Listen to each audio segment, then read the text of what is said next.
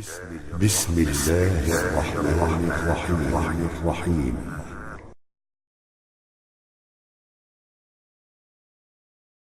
Yang pertama adalah apa hukum ikut serta asuransi syariah? Asuransi syariah itu namanya seperti bank syariah, namanya bank syariah, tapi apakah dia syariah? Wallahu ta'ala alam. Panduan yang dibuat oleh internasional tentang sebuah asuransi syariah adalah bahwasanya sesama para peserta mereka mengumpulkan dana dan diminta pihak asuransi hanya mengelola dana. Dana ini milik bersama, bukan milik asuransi. Sehingga kalau ada kekurangan,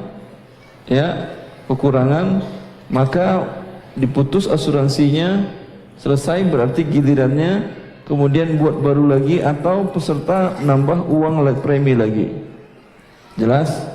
Kalau ada kelebihan, ini bukan milik perusahaan asuransi, tapi milik kita peserta semuanya, dikembalikan kepada mereka. Kalau ada surplus, mereka dapat apa? Dapat fee pengelolaan saja untuk menarikkan dan memverifikasi dan menyalurkan kepada klaim yang berhak.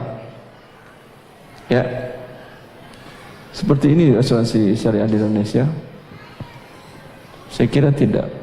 Buktinya, untungnya mereka sisa surplus setelah selesai itu dimasukkan ke dalam keuntungan atau tidak? Keuntungan.